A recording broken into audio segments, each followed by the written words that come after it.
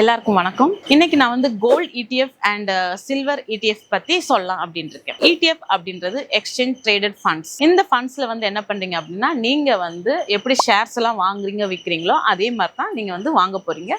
So இதுக்கு வந்து என்ன தேவை அப்படின்னா, ஒரு டிமேட் அக்கௌண்ட் ஓப்பன் பண்ணிடுறீங்க. அந்த டிமேட் அக்கௌண்ட் ஓப்பன் பண்ணதுக்கு அப்புறம் அதுலேயே ஃபண்ட்ஸ் அப்படின்னு ஒரு கேட்டகரி இருக்கும். அதுல போனீங்க அப்படின்னா கோல்டு ETF, சில்வர் ETFs இது எல்லாமே உங்களுக்கு லிஸ்ட் ஆகும். பட் என்ன அப்படின்னா, கோல்டு அண்ட் சில்வர் ETFல இப்போ நீங்க இன்வெஸ்ட் பண்றீங்க அப்படின்னா கொஞ்சம் வெயிட் பண்ணி தான் பார்க்கணும். கோல்டன் அண்ட் சில்வர் ETF இருக்கு இல்லையா, இது நீங்க 1 இயர் பிஃபோரோ நீங்க வாங்கியிருந்தீங்க அப்படின்னா இன்னைக்கு வந்து ஒரு நல்ல ப்ராஃபிட்ல இருந்திருக்கலாம். ஸோ அகைன் இப்போ கோல்டன் சில்வர் வந்து ஒரு ரேலி ஆகிட்டு இருக்கு. தட் மீன்ஸ் பீக்ல போயிட்டு இறங்கும் போது பாத்தீங்கன்னா ஒரு டீப் ஃபால் தான் இருக்கு. நியர்லி சில்வர்லாம் பாத்தீங்கன்னா 4 lakhs மேல இருந்து 2,80,000 கிட்ட வந்துருச்சு.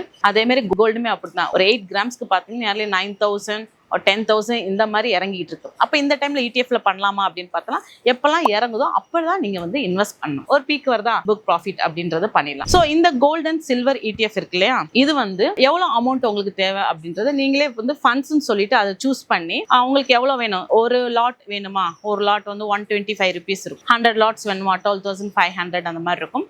ஸோ எவ்வளவு லாட்ஸ் வேணுமோ அந்த லாட் ஈக்குவலா நீங்க வந்து பை பண்ணிட்டு எப்போ அந்த ஃபண்ட் ஒரு நல்ல ப்ராஃபிட்ல இருக்கும்போது நீங்க அதை செல் பண்ணிக்கலாம். இல்ல லாங் டேர்ம்க்கு ஹோல்ட் பண்றீங்க அப்படின்னா அதுவும் நல்ல ஐடியா தான். நீங்க கொஞ்சம் வெயிட் பண்ணி அகைன் மார்க்கெட் வந்து கோல்டு சில்வருக்கு டச் பண்ற வரை வெயிட் பண்ணிட்டு நீங்க இறங்கலாம். பட் என்ன பொறுத்த வரைக்கும் இப்போ என்ன சொல்வேன் அப்படின்னா, இன்னும் கொஞ்சம் கோல்டன் சில்வர் இறங்கும். இன்னும் கொஞ்சம் இறங்கினதுக்கு அப்புறம் வேணா நீங்க வந்து இன்வெஸ்ட் பண்ணிட்டு 50% ப்ராஃபிட் வரும்போது நீங்க எடுத்துக்கலாம். இதுல என்ன அப்படின்னா, கோல்டன் சில்வர் ETFல brokerage ஃபீஸ் அப்படின்னா 0.01%.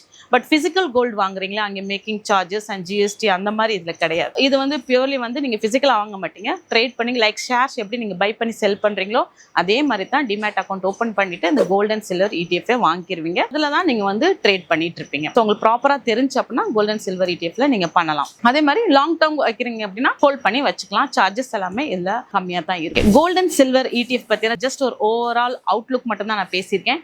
இதை பத்தி இன்னும் டெப்த் வேணும் அப்படின்னா கண்டிப்பா நெக்ஸ்ட் கிளாஸ்ல நான் உங்களுக்கு அதை பத்தி எடுக்கிறேன். ஸோ ஃபினான்சியல் ஓரியன்டான என்ன ப்ராடக்ட்ஸ் வேணும்னாலும் சரி, அதே மாதிரி FC எடுக்கணும்னாலும் சரி, எங்களை நீங்க வந்து கான்டாக்ட் பண்ணுங்க. we will help you. Thank you.